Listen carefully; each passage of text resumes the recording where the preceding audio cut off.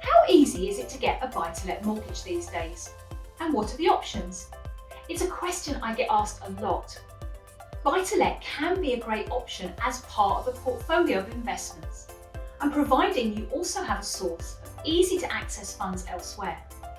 But for most people, buying a property is going to involve using a deposit that they've saved, along with a mortgage to fund the balance of the purchase price. But in reality, just how easy is it to get a buy-to-let mortgage right now? After placing hundreds of mortgages for UK business owners over the last 14 years, in this video, I'm going to share with you everything that you need to know. Hi, I'm Claire, money coach and qualified financial advisor. For the last 14 years, I've been working in the financial services sector, and I run a successful financial services business. I'm here to help you walk into wealth, enriched, empowered and excited. I've built my dream life, and now I'm going to help you build yours. And remember, if you have any questions, post them below, because at the end of each video, I answer one viewer's question. Okay, so let's get on with today's show. Lots of factors affect which mortgage might be appropriate for you when the time comes. You'll want to get some professional advice to make sure that you're getting the correct product from a reputable lender, which can save you so much time, money and hassle down the line, not least in failed applications. The rules changed a few years back in January 2017 and were phased in over that year. So whereas you used to be able to borrow 75% or more of the property value, you may well find this is not the case. Lenders now base the amount you can borrow on the rental income of the property, not the value of the property itself. They'll allow for the interest rate on the mortgage to go up and periods when your property is empty too. And each lender works it out differently. So depending on how many properties you own, the length of the fixed rate of the mortgage and other factors you choose, it's going to affect how much money you're allowed to borrow. If you fix for more than 5 years, you might get offered more money than if you fix for 2. And the right mortgage advisor will know which lender to use to present your case in the best light based on your specific circumstances, so you don't end up wasting time and money applying to lenders who are unlikely to ever accept your case. And if you're a higher rate taxpayer, so now get a higher rental tax bill, you might find you get offered less, or if you own more than 4 investment properties. Keep watching to find out why.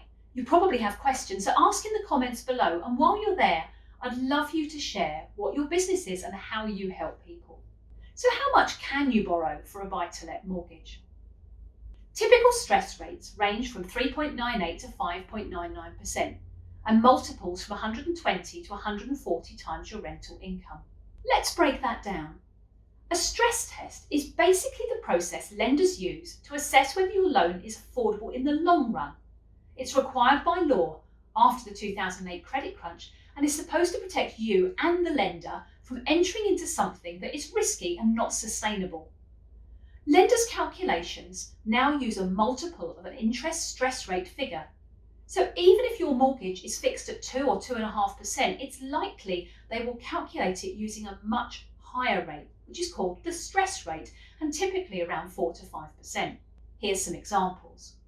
If we take typical multiples of 120 to 140 times rental income, it can mean that you get a vastly different figure depending on which lender that you go to. So for a rent of £700 a month, you can get a mortgage from between £97,000 to £175,000.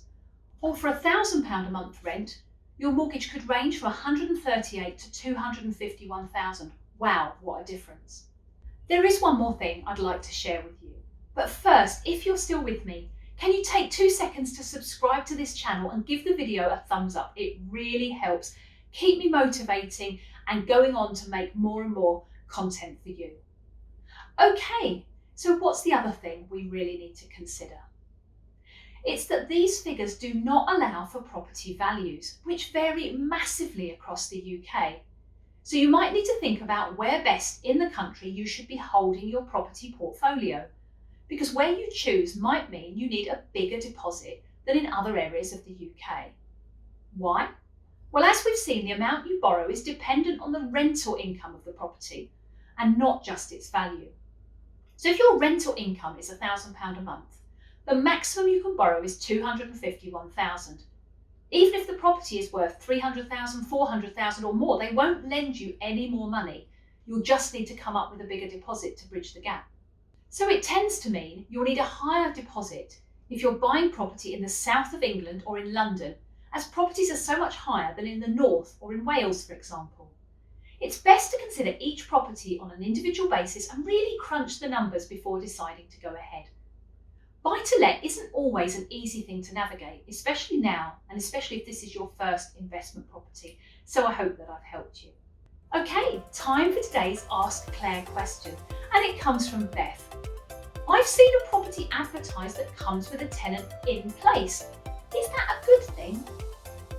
Well, the answer is sometimes.